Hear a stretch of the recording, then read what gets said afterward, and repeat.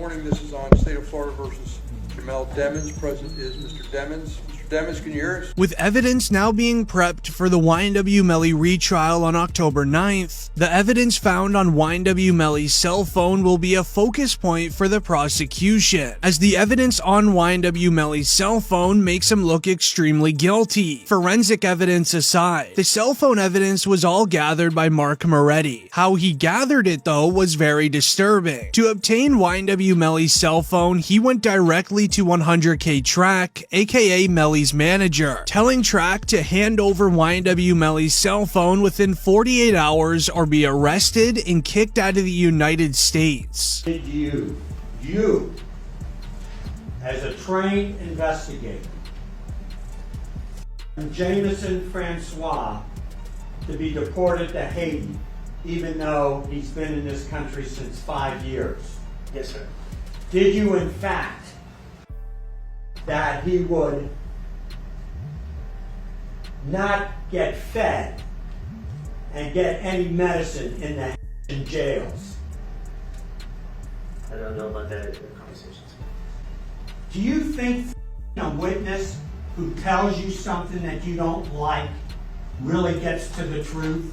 Objection, Your Honor, relevant. Stay. When you questioned Jameson Francois, were you alone or did you bring immigration officers with you? We were at the Chrome Detention Center, so of course the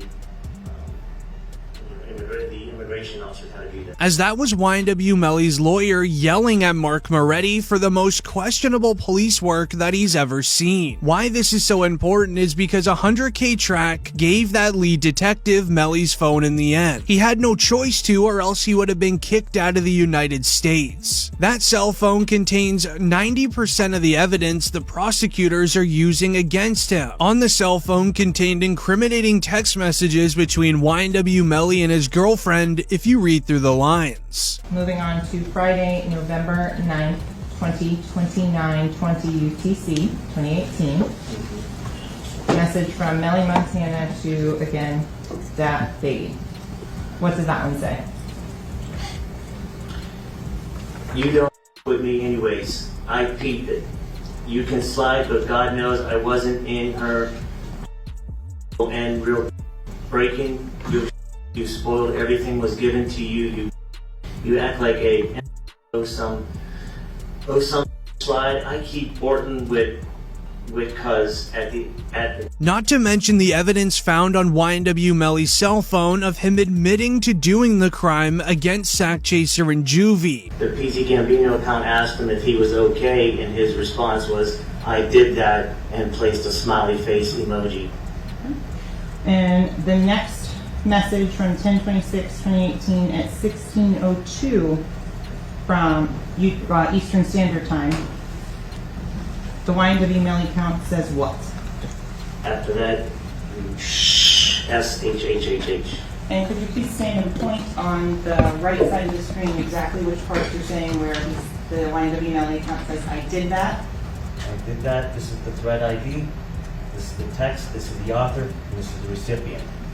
Then you come down here, same thing. The ID is for the actual message, which is just specific to that one message. Then the thread ID is the actual continuation of continued message. As Mark Moretti would go through all of YNW Melly's personal photo albums, video albums, text messages, and even Snapchats, where he would also go on to find a saved Facebook Live video link that Melly had in his notepad. This Facebook Live reveals YNW Melly and Bortland's reactions 8 hours after the crime was done.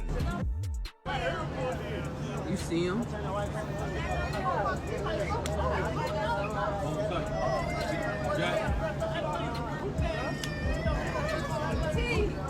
Melly still turned regardless of what happened this early morning. He's still out here being very positive. Turned still. Hey! But no, still turned. Regardless of what happened, you already know. as Mark Moretti would continue doing questionable police work. This week, Jamie King, aka Melly's mother, sent in documents against Mark Moretti due to an incident between them. A statement this week would read, "We received a complaint by an attorney representing Jamie King. King is the mother of Jamel Demons, the given name of YNW Melly. YNW Melly's lawyers filed a motion in his case seeking Brady material against the detective. Brady material refers to information that could be used to question the integrity of law enforcement officers who testify in criminal cases." As it continues, details about the encounter between Melly's mother and Moretti were not available Thursday, with one exception. While the incident took place on October 12th, 2022, the complaint was not filed until this month, as allegedly YNW Melly's mother was called in for an interrogation with Mark Moretti. Once arriving to the police station, Moretti wanted Jamie King's cell phone for evidence that could be used against Melly. However, she was not giving it up. This then caused Moretti to get a little physical, trying to grab the cell phone out of Jamie King's hand. This then caused her hand to have a serious injury, as let me take you back 7 months. January 2nd, YNW Melly's mother and B-Slime were on a No Jumper podcast interview, as Jamie King can be seen with a cast around her hand. As Adam22 would ask what happened, she would answer mentioning a police officer was responsible for doing it, not wanting to get into full detail as she was saving this for the right time. And with YNW Melly's retrial looking pretty grim, she is now ready to make this public and help out YNW Melly in his case. The situation has become so bad, rap OG Boosie even shared this about Melly's mother. Okay, so then I met his mama while he was in. Oh, okay. I met his mom while he was in, and she real, bro. You know, she real. She's stressed out. I heard she had a. Yeah, she real, and I reached my hand out to him, cause I'm real. Yeah, I reached out to him, bro. I met his mom, and she a good woman, bro. And when I see them mamas like that, it remind me of what my mom was going through, bro.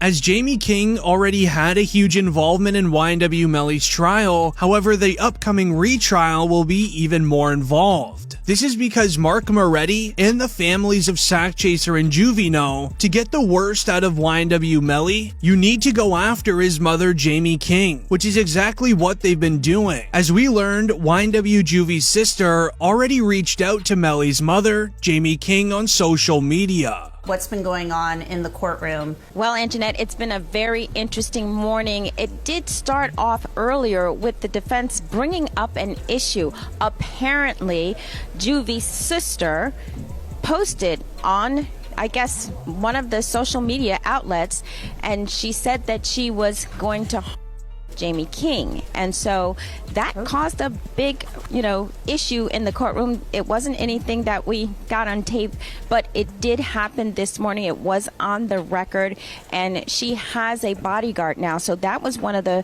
first issues that the court dealt with this morning, and it was interesting because the judge did basically say, if you needed more security, I can get it for you. Ultimately, it was determined that the security she had, the bodyguard, was going to be enough. So now, shout out to Reddit, because we had to do some digging to find the sister. Now, this is the sister, Ashley Monique. And let me show you the post that she had posted on Facebook, because, honey, it was quite the stir. So she posted this screenshot from Jamie King, YNW Melly's mother, and she said, "Pest control, who called about a..."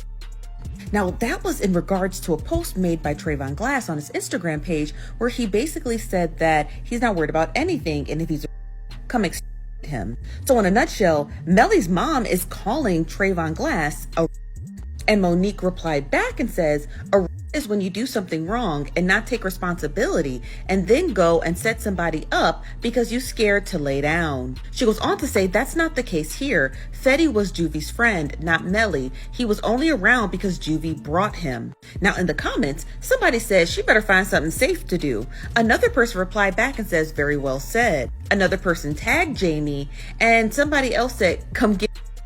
Now, Ashley was in the comments and says she even has a bodyguard child. Another person replied and says, yeah, she need one because she's talking like she's 200 pounds and she ain't even pushing 100. Now, somebody else posted this and says she's going to need them because she's in the wrong city talking. Now, I think that when Melly's defense attorneys found this, they submitted it over to the judge and basically was like, Juvie's sister's out here Melly's mom. Now, the judge did state that if Melly's mom needed security, he would issue her security, and then he found out that she had a bodyguard, and that would be sufficient enough. That social media interaction caused Melly's mother to have 24/7 security with her at all times during YNW Melly's first trial. This affected Melly in a massive way, as Melly would be seen asking his mother if she's okay while trying to comfort her during his own trial.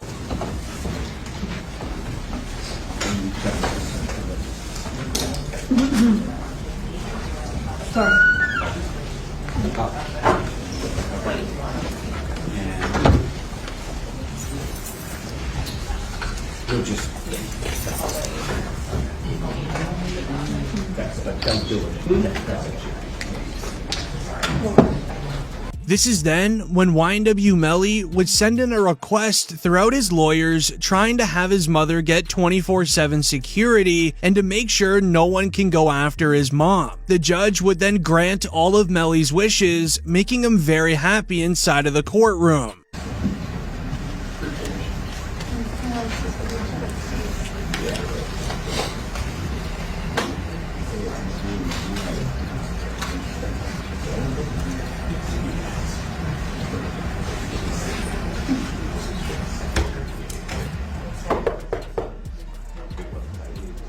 Jury entry.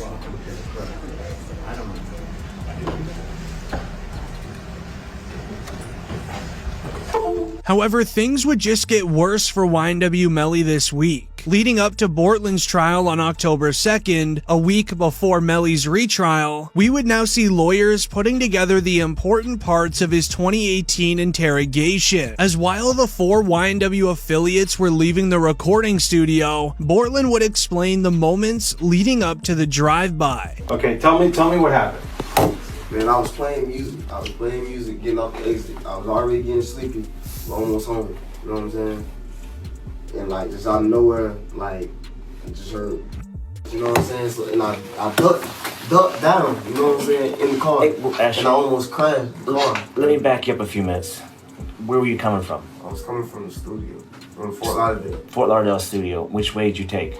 I took I-75, 595 to 75. Expressway.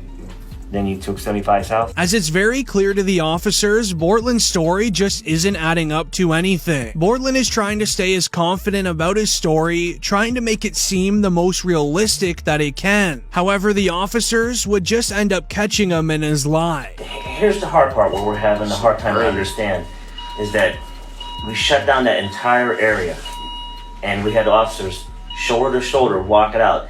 They didn't find as much as one shell casing. They didn't find one piece of glass. Nothing. Nothing to what you said adds up. And it's hard. Bro, I'm telling you, bro, that's like... I mean, for whatever reason, your two friends, are these your good friends? Yeah, that's what I'm saying. These my... Like, these your two, I'm assuming close friends. Yeah, we got... And you're doing them an in-service by not telling us the truth. I'm telling you the truth, sir. I don't, like, what do you want? How do you make shell casings disappear? I don't know. How can I tell you about a shell case? As YNW Bortland is not budging from his original story, sticking to the script from the streets. Never snitch and never work with the feds. The officers continued to just get annoyed by Bortland. This is then when the officer would ask this. Let's talk about why. Are you having issues with anyone? I mean, we are upcoming artists and stuff, so people like, you know, when you like start doing better than people, they start hating and stuff. You know what I'm saying? So you had some jealousy issues. Yeah, it's like jealousy issues. But I haven't really been on there. But like he like my friend that's way now, God bless. He was telling me like about. He always telling me about how people just like today. He was telling me some folks from up our way. What's up your way? Like Vero Beach. Like that's where I used to stay. You know what I'm saying? So I grew up there. So that's our hometown. You know. So what did your friend say about from Vero Beach? What was he saying to you?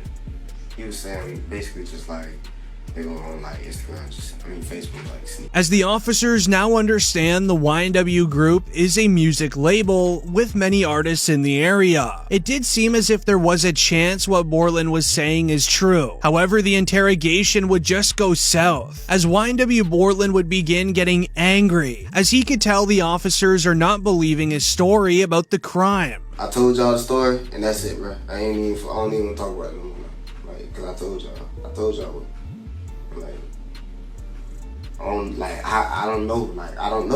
don't know. Okay, just so you know, all right, because you're saying, well, I don't want to talk anymore.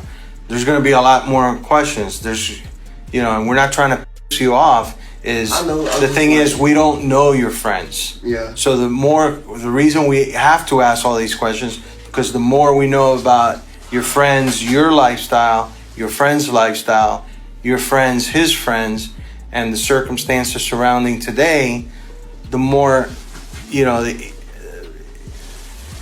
easier it's going to be for us to try and solve this. It's common when the criminal in the interrogation hits this point of the interview where he's refusing to talk and not wanting to discuss further. It is then the officer's job to reset the playing field. The goal is to continue asking questions, hoping either the criminal will mix up his own story without realizing, or even share different details than what he originally said, as the officer would then quickly reset the conversation. The police officer would then want details of the in-the-moment actions made during the drive-by. And I'm driving, ducking for my life, trying to make sure I don't get hit.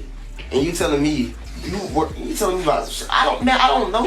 You know what I'm saying? I'm trying to make sure I don't get hit. I'm driving. I'm trying to make sure I don't get hit. You know what I'm saying? What I'm gonna be worried about? You know what I'm saying? I know it's not for you to worry about. Shit crazy, bro. But if you tell me it happened there's got to be some evidence there. There's going to be broken glass, just like there's broken glass over here from when you guys opened the doors and stuff like that. Okay, there's going to be broken glass over there when the windows got out. There's going to be casings from the people at your car. Okay, there's going to be evidence over there. Okay, right now there's nothing. I kind of think I know what happened because I got information. As with time running out in their allowed interrogation time, this is then when the officer would flat out ask, if you know who did this, would you tell me? By just telling me the truth, even if it's something that I don't want to hear, but I respect the truth rather than BS, okay? And a simple question. If you knew who did this, okay? You may or may not know. If you knew who did this, would you tell me? It's either a yes or no question. Answer. Honestly. Yeah, honestly. The truth. You wouldn't? Because I wouldn't want to be a part of that. I wouldn't want to be.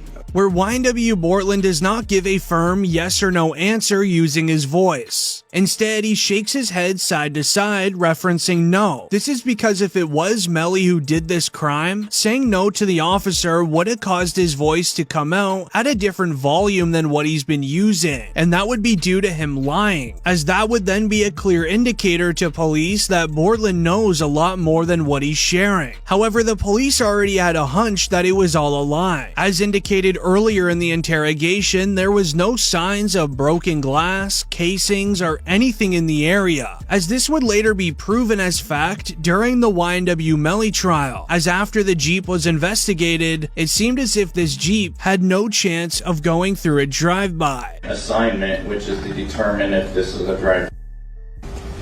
And my determination was that this is not a drive-by, and it's based upon this picture here, which is a very good picture to describe it. All of these rounds are done.